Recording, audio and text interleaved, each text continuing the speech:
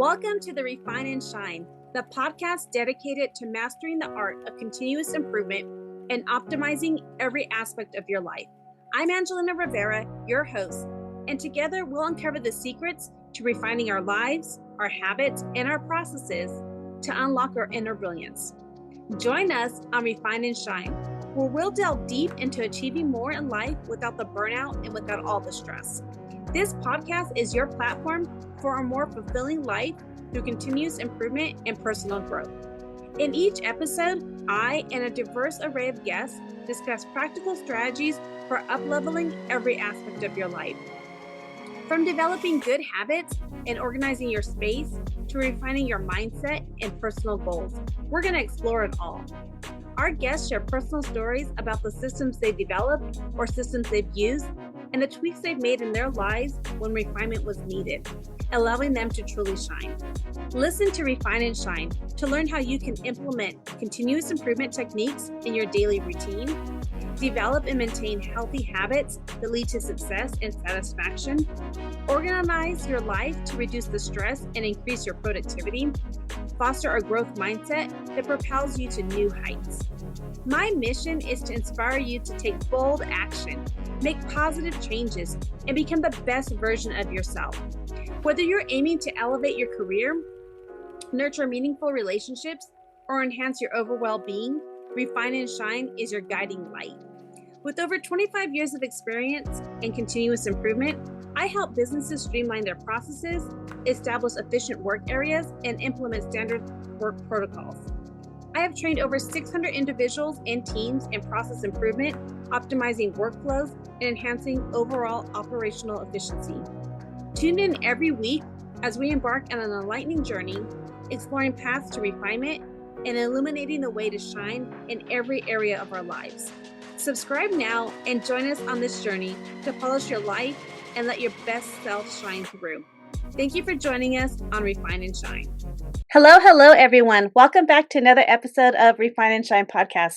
I'm super excited for my guest today because I just think that whatever they're going to share with us, because he's been sharing a lot with me already I've known him for almost a couple of months now, I think it's been, and just have some great conversations. So my guest today is Todd Westra, who is a lifelong entrepreneur with multiple successful exits, plenty of fun, and some humbling failures, and a passion of helping leaders grow. He's a growth readiness coach who works with mid-sized companies to uncover what's really holding them back, from misaligned teams to strategic gaps and execution challenges. He's based out in Heber City, Utah. He is also a father of 7, which he jokes is his greatest leadership training ground. And then he has his signature framework, 4 stages and 12 signals, which helps leaders diagnose where growth is stalling and how to get momentum back. Thank you, Todd, for being my guest today. My pleasure. What a fun time. We'll get to the 7 kids in a little bit, but I just wanted to know, you call yourself a lifelong entrepreneur. What's the story of what's your first business and how did it shape you to be the leader you are today? Well, I tell everybody that everything I learned about business, I learned on my paper route. I was the 8th of 9 kids. And so my older brother and I, we both got a paper route because we were young. I was 8 years old. He was 11 and a half. And we were really jealous of the kids that were building in the new neighborhood behind us. And we said, Mom, I want these G.I. Joes and I want these Transformers. And she said, we'll figure out a way to get it. And so we decided a paper route was our path. And the reason I say that is because, we had a supplier. It was the Seattle Times.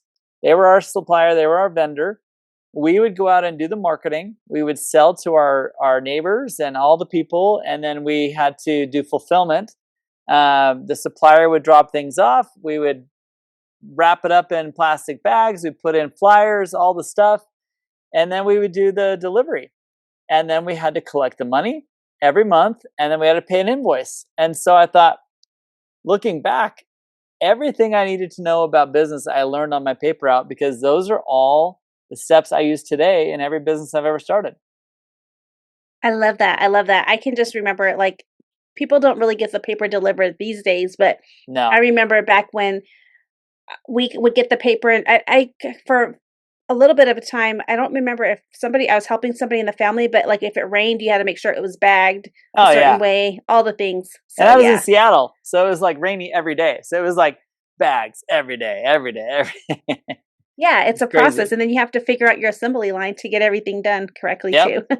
Yeah, so I learned systems and processes. I learned people skills. I learned collections that some people would be hiding in their house when we'd come knocking at the door, and it was just really annoying. I mean, I was an 8 or 9 year old kid trying to collect money, and they would like hide from me sometimes, you know. So it was a crazy time, but you know, I loved it, and I did that for 5 years.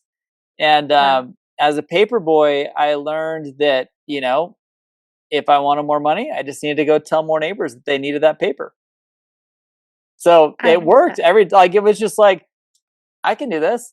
And so later on in life, when I was preparing for college and I actually served a 2 year mission for my church and when I got back before and after I washed windows and so I could go put my rollerblades on and run around a neighborhood and give quotes to every house on what it would cost to do their windows and the next week I'd be slammed with work and I made really great money. And so I paid for college that way and then I started a putting green business. I learned really young that I could do businesses that were fun to me, you know, like things that I like to do, I could make a business out of it.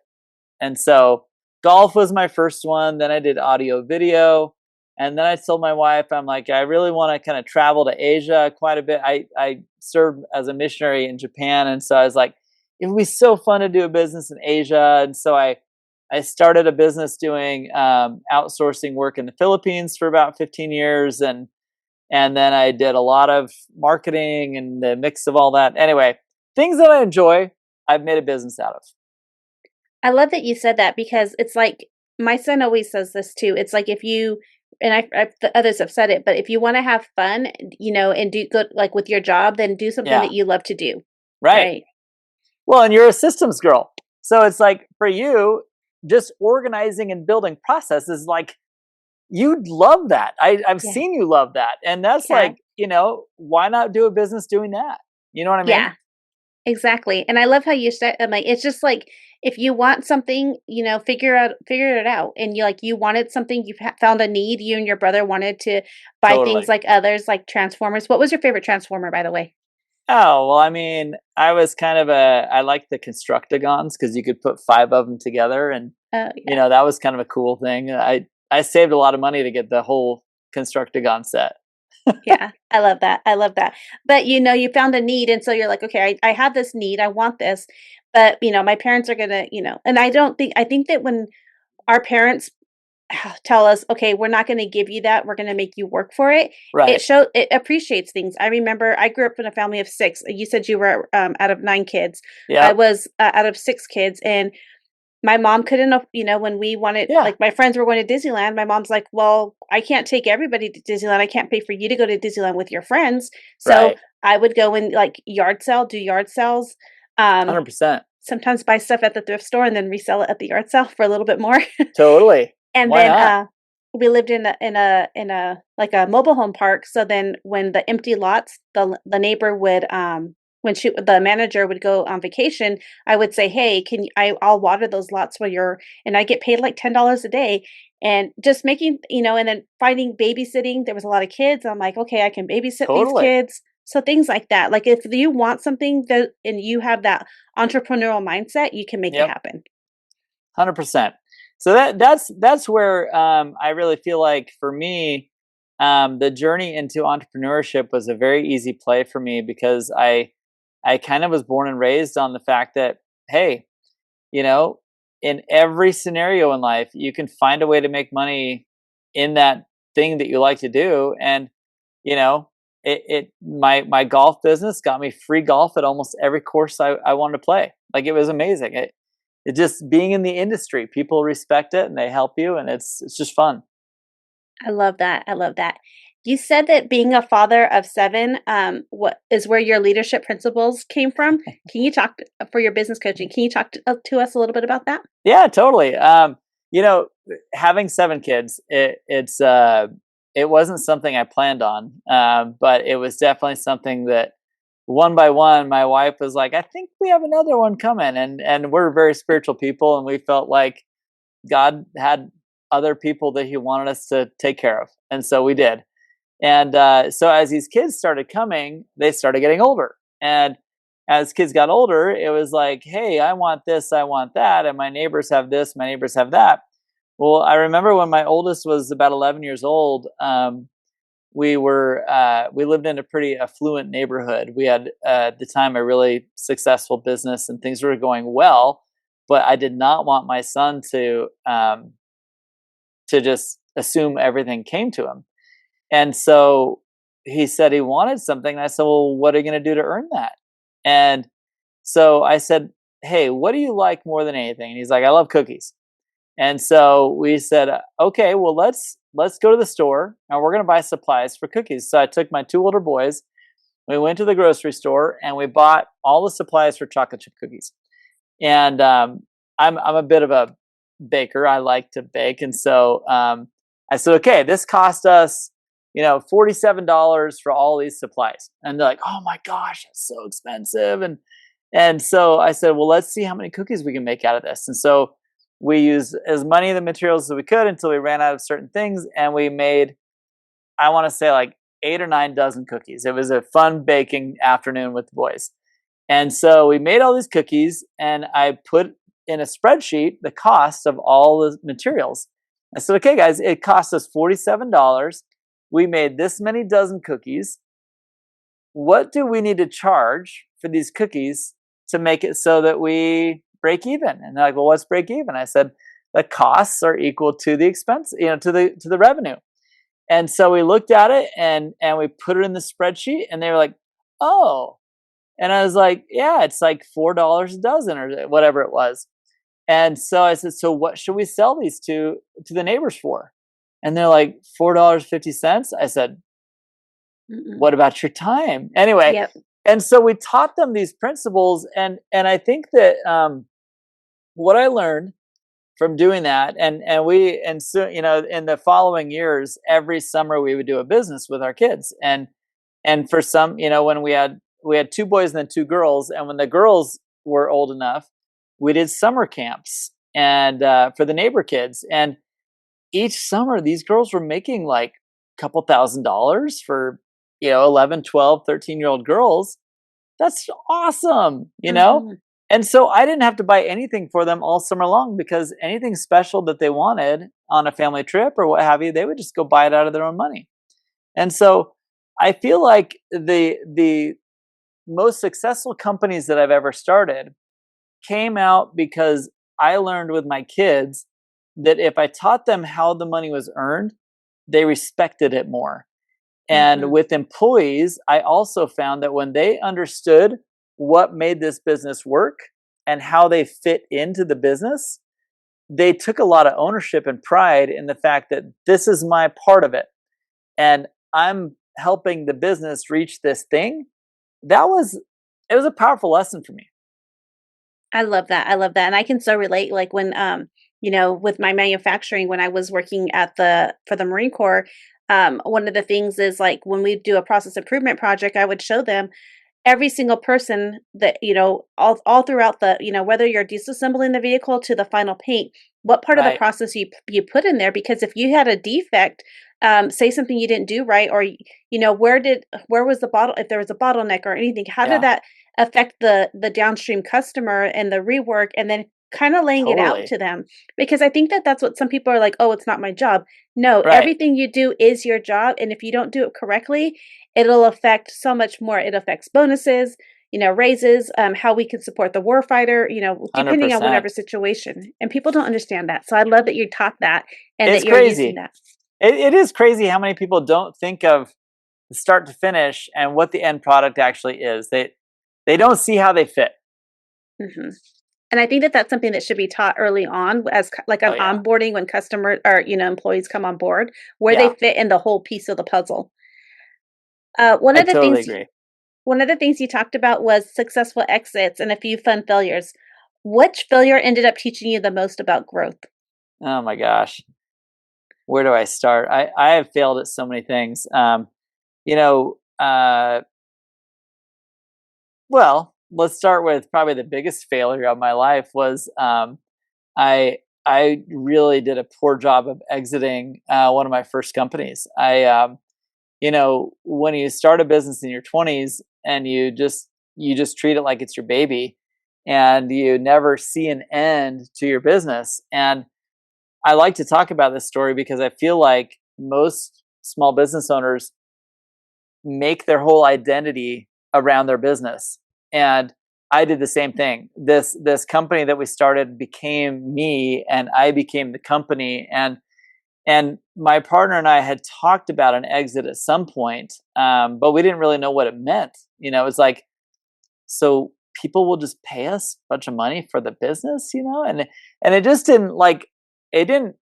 It took me a while to understand what it meant to exit, and he was very familiar with it because his brother ran an investment fund, and they would get their money back every 3 to 5 years, you know, whenever things would exit. And so for him, it made sense in his head. For me, it didn't really.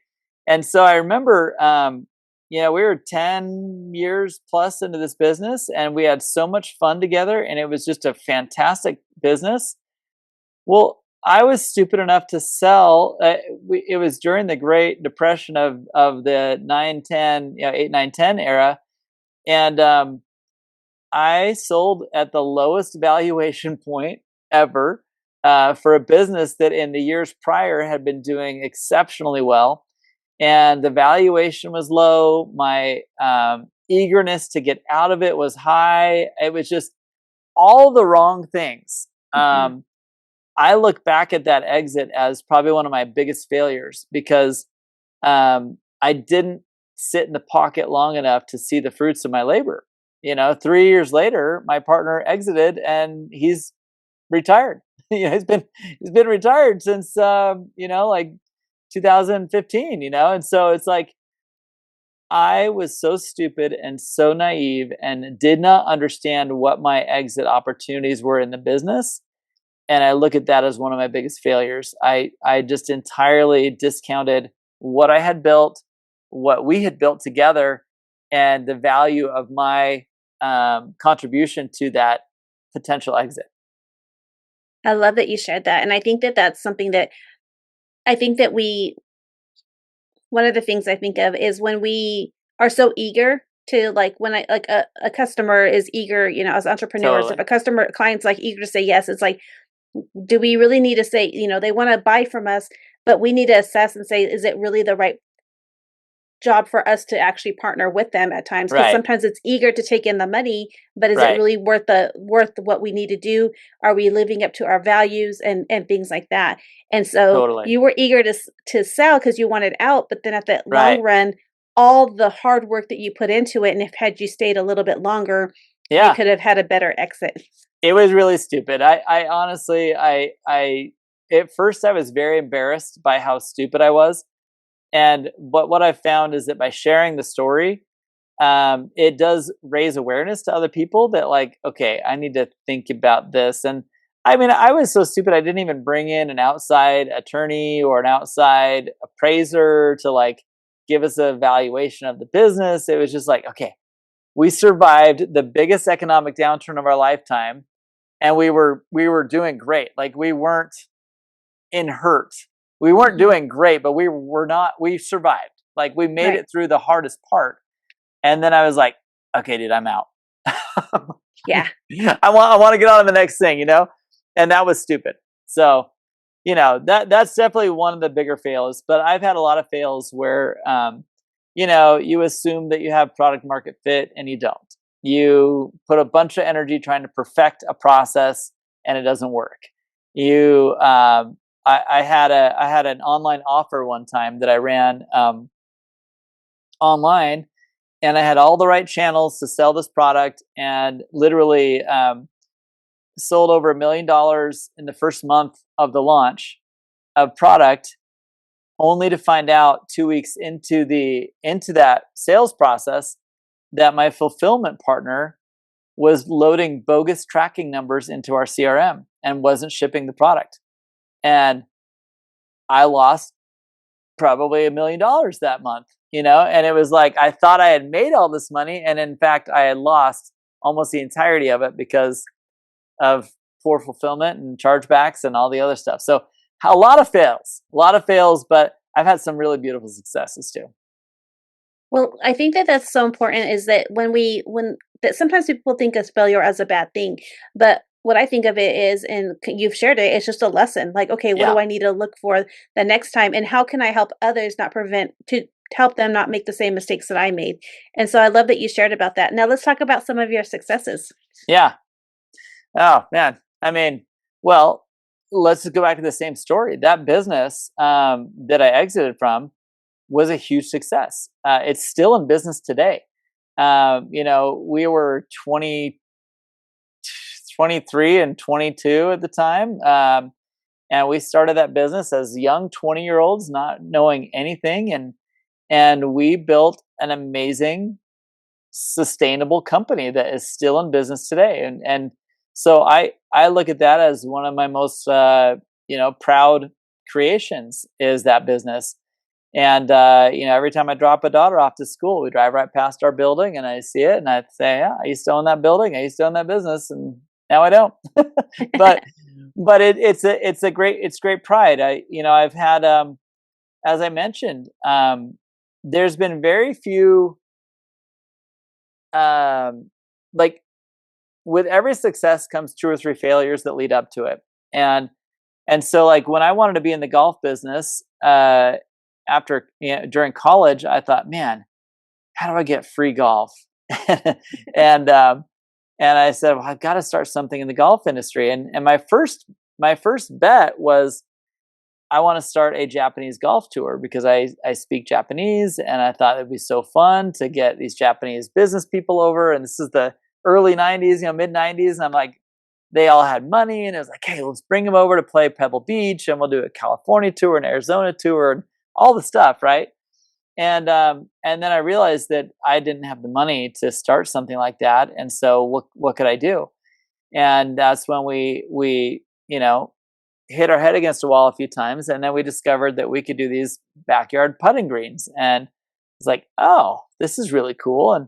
And in our first year of launching that business, we became the nation's largest synthetic turf putting green company, and just 3 college kids, just out there hustling and working our butts off, and we had an amazing experience together. So every failure that has come usually led to mistake.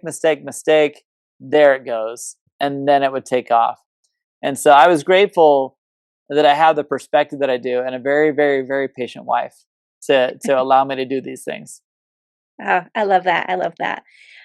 One of the things you talk about is your framework. It's the 4 stages and 12 signals. Can you kind of break that down to us in simple terms and tell us what it's about? Yeah. So I was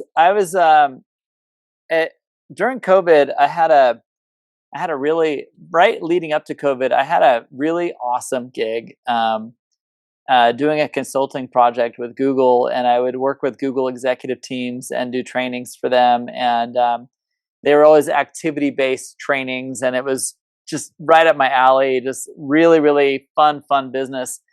And in 1 week, I had multiple 6-figure contracts and all at once. And I was like, oh my gosh, what am I going to do? And I started a podcast. And in this podcast, I interviewed 250 CEOs in 13 weeks. And it was fantastic because I heard over and over again, it was almost like therapy session where I would hear them talk about their challenges and their growth journeys, and they would explain how they got out of it. And it became a pattern.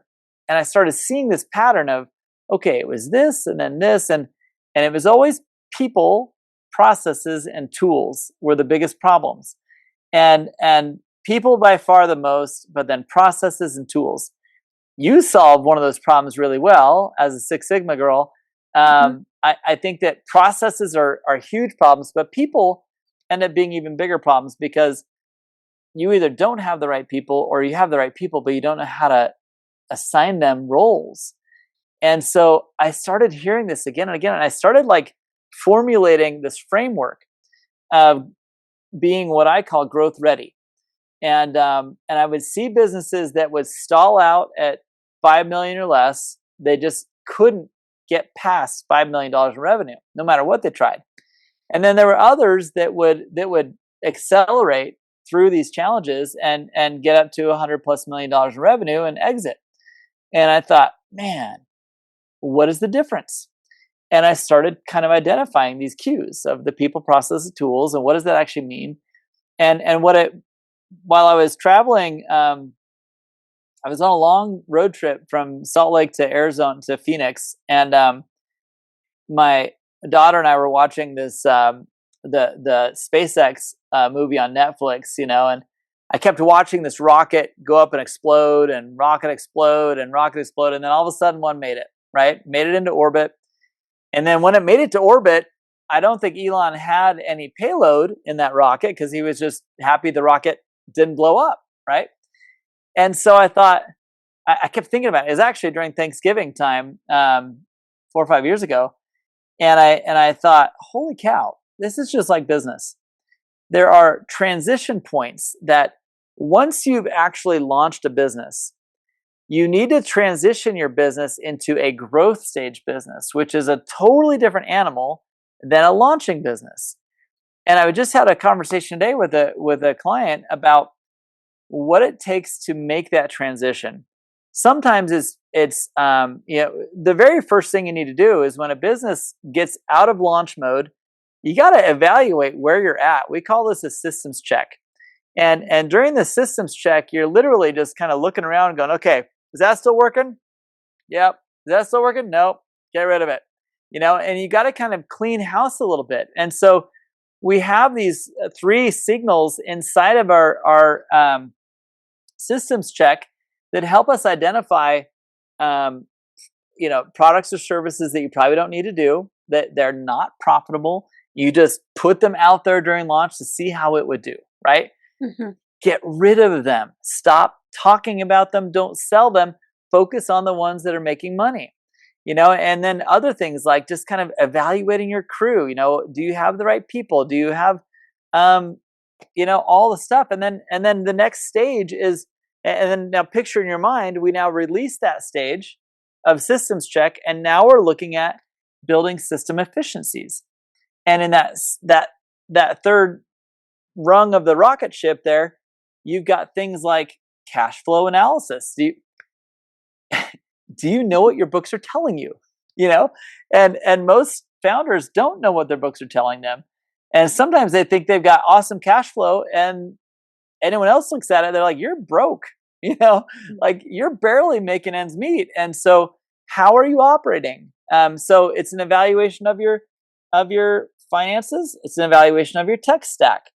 Do you have redundancies in your tech stack? And I see this all the time. I see someone bring in 3 or 4 salespeople. All 3 or 4 have their own CRM or a spreadsheet that they use to manage their sales. That is not a system. And you've got data everywhere, right? So tech stack and then crew, and so you then break down this efficiency area of your business of like, first we did a systems check. We got rid of garbage we don't need. Now we're really dialing down our processes to make sure that we have what we need. And then the next stage is target alignment. It's identifying, who are we actually serving? And I run into this problem a lot with companies of they've kind of lost their identity. During their launch stage, they were just so excited to get off the ground, and it's easy to unite a team around, let's get this thing launched, let's get this thing moving, and everybody's excited. But the minute they're stabilized, they're like, okay, who do we want to serve? Because we've got clients that are like, solopreneurs, and we got clients that are like enterprise level clients. Who's our best client? And why do we want to serve one over the other? And if you don't niche down to who is your favorite client, you're going to keep serving the people that are a waste of time and waste of resources. Better serve the ones that are more profitable and that you actually enjoy servicing, right? So we have 3 stages in there in that target lock stage that help us identify what is our competition doing. Like, Do you just ignore them and pretend they're not there? Or do you actually learn from what they're doing? They've been doing this 10 years longer than you. Why did they pivot to this? Oh, well, I don't know, but I know why they're not doing that. So let's not do that, you know? And so you can learn from your competition, and you learn from those favorite client stories of, talk to your team. Which clients of the last 10 clients you onboarded, which ones did you like the most and which ones did you hate? Because we all know we got clients we don't like, right? So get rid of these guys, attract these guys, right? So there's those three things in there that you're focused on to get the target lock. And then lastly, in stage one, which is really the, when you look at the moon orbiter, right, that went up in the 60s, there was this giant rocket that launched, but the only thing that went to the moon was this tiny little capsule, right? Mm-hmm. That capsule is the mission. Like, that is the mission of the business. It wasn't just to get off the ground. It was to go to the moon and launch the orbiter to land on the moon. That was the mission, right? So when I talk about the last stage of your growth transition, it's three things. It's, what is the mission, right? It is this. It is to focus on your payload, which is your product. It is to focus on your messaging, which is your marketing, and to focus on your RevOps. And those three things are the only three things that a CEO should be thinking about. All other systems and processes should be determined, established. People are running it, but the things that they should be focusing on are the sales, marketing, and product development. Aligning those three together is the key strategy to growth and seeing real growth in a business. I love that. I love how you explained it, and I can see the visuals too. So I thank you for that. One of the things that I think is, I wanted to ask you, from running an entrepreneurship, and then also, you've had lots of businesses, but also you have a family and all of the things. So yeah. How do you make sure that you're not so stretched thin between your family, your businesses, and then also continuing to grow? Yeah. I would say, first of all, be aware of the thresholds of pain that your spouse can handle. My wife is such a sweetheart. Her only dream in life was to be a mom. Like, she just wanted to be the best mom she could be. And so having kids was like the greatest gift I could give her. And she just kind of lets me do my thing. Honestly, I think that I feel like I spend a lot of good time with my kids, and it's not always at bedtime. That being said, with that first business partner, when we were in our 20s, we learned a valuable lesson that we kind of had this silent mission of like, who could be at the office first and who left the office last, because that meant we were the hardest worker, right? And so it was stupid, but in your 20s, you do stupid things. And so one day our wives came together and they said, okay, boys, so when's your marriage date? Because we don't see you. Like, why don't you guys just be a couple and we're gone, And I remember thinking, holy crap, this really is putting my family in jeopardy. And we decided right then and there that we created a policy that between 6 and 9 p.m. every night, we would be with our wife and kids. And no matter where we were at, even if we were traveling, we at least get some phone calls in then. And we would focus on family every day. And after 9 o'clock, I could go do my thing. And before 6 o'clock, didn't matter where I was doing my thing. But as I blocked that time out, I found balance. And, it got trickier because for about a 15-year period, I was traveling to the Philippines quite a bit. And so I would be gone for 2 or 3 weeks at a time. But I still made time every day to communicate and talk to my kids and my wife. And that's the way I found balance. And looking back on it, I probably didn't need to leave as often as I did.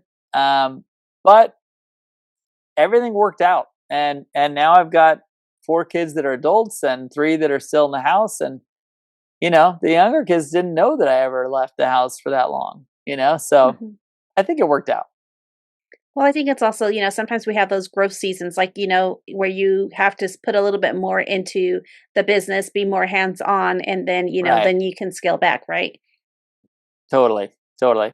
And ultimately that is the dream, right, Angelina? I mean, you're a systems person, and we talked a little bit about people solving people problems, but systems and processes, they are what creates scalable growth.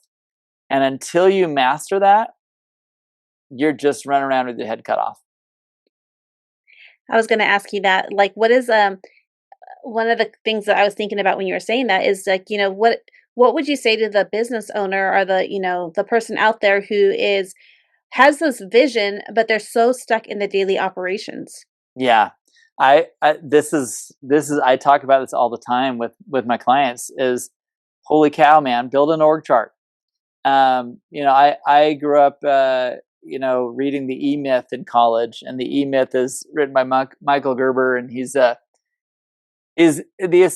premise of the book, not to give it away, but the premise of the book is build an org chart.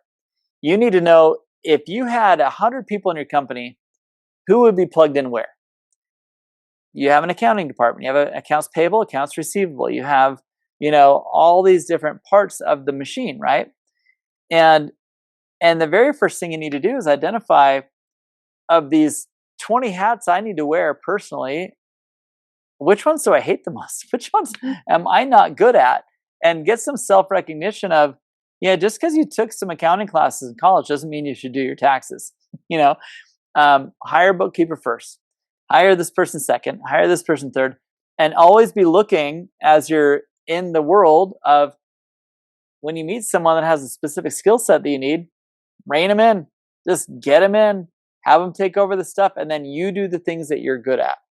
And I think that, in addition to just building systems, if you can automate or just build replicatable processes, all of a sudden life gets so dreamy. I think it also ties in, like, as you're doing these processes, you're building this org chart, and this person's doing this and this person's doing that. Yep.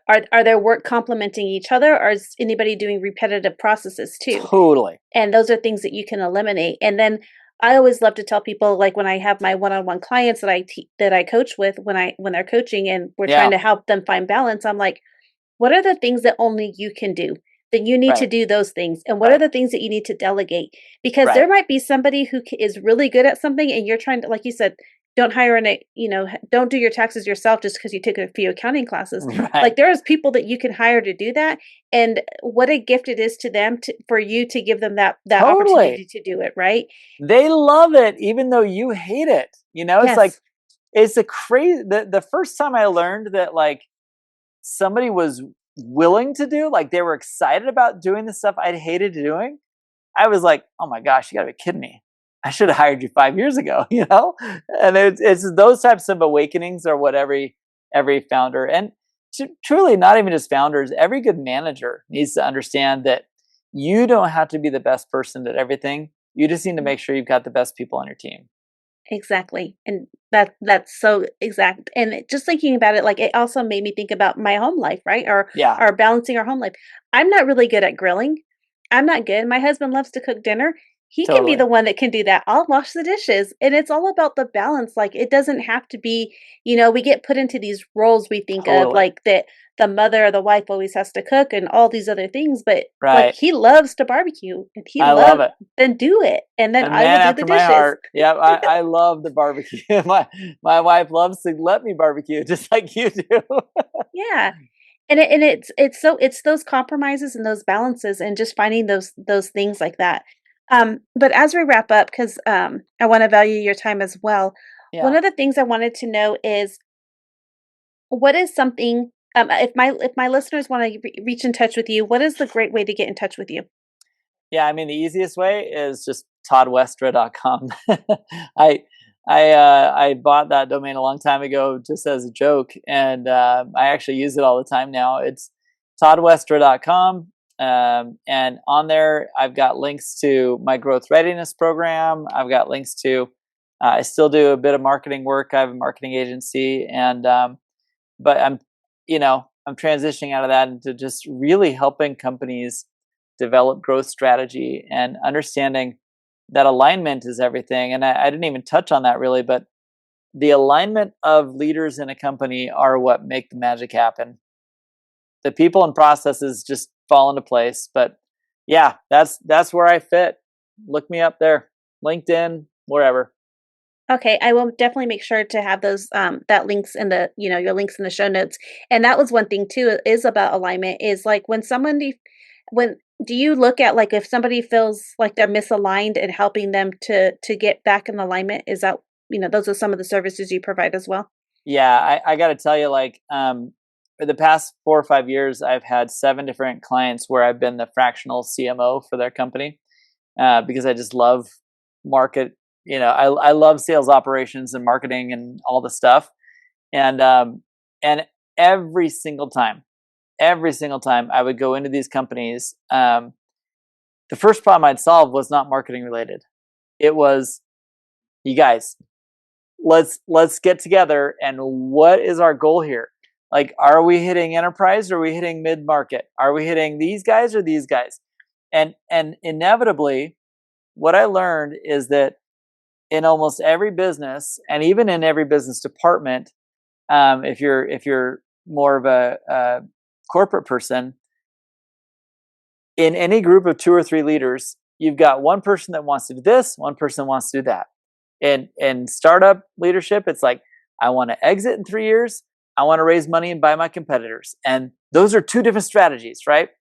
And so alignment is at the very core. And in my growth readiness program, that is the first step we do, is an alignment exercise.